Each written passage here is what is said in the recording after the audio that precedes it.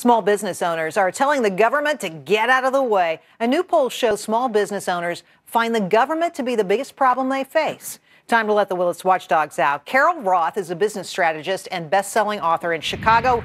Amelia Antonetti is the chairman and chairwoman, too, and CEO of AMA Productions. And David Rare is a business and media professor at George Washington University. Amelia, I know this is close to your heart. We'll start with you. This is what we've been saying. The rules and regulations are absolutely going to kill us. So instead of investing time into another employee and spending the money there, we're going to figure out and spend tons of money trying to figure out how being in compliance, healthcare, rules and regulations, how to be able to compete in our own categories. And it's going to cost thousands of dollars. Thousands. Carol, to you on this topic. I mean, I look at this and I think, doesn't the economy have something to do with how small business is faring?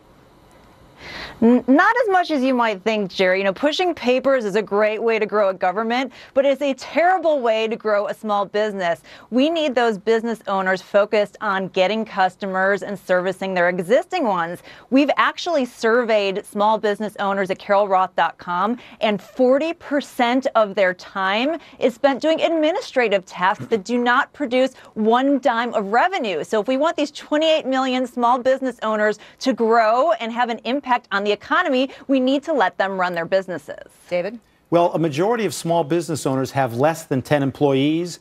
We're also facing another 4,257 new regulations, 15% up over last year. So there's going to be more burdens on small business, less time to grow jobs. You know, the major banks can afford to hire That's right. hundreds and hundreds of attorneys to tell them what Dodd-Frank means. A little community bank can't. And I think the same thing plays out in other categories.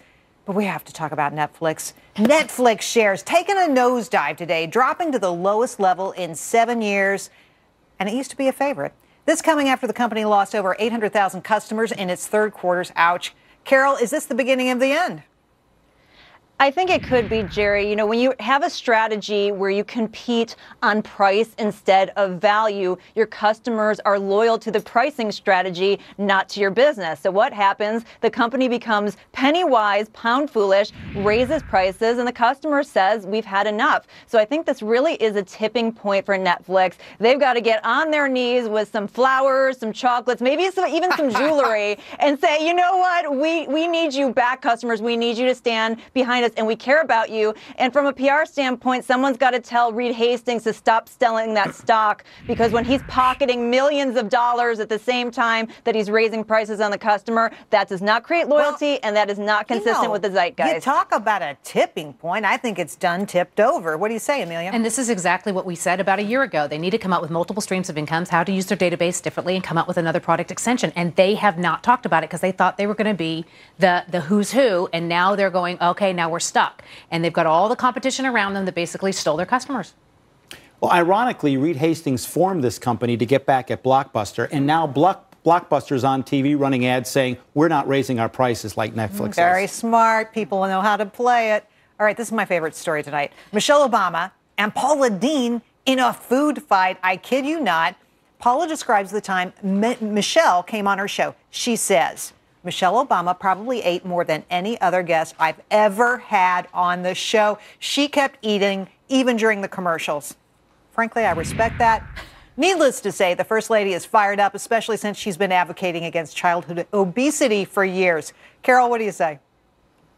Well, I have a word for this, Jerry, and I call it fat nutritionist syndrome. It's much easier to give out the advice than it is to take it ourselves, and we've all been guilty of it. But I think the bigger challenge here is Paula Deen. This is a woman who has her own brand of butter-flavored lip balm. So if anyone would need a superpower to be able to eat healthy around her, I say Michelle Obama is not a hypocrite. She just needs better friends. Amelia.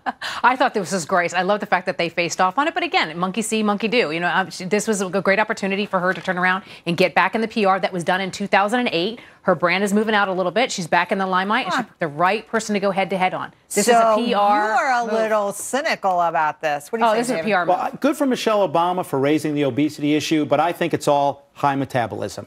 You can eat as much as you want if you have high metabolism. You know, you're right. Amen to that. Well, and may we all have a little more I wish I had a little bit of that, right? yeah. All right, guys. Carol, Amelia, David, thanks so much for being on tonight. Great job, all. We'll be right back with my 2 cents more and the answer to our question of the day.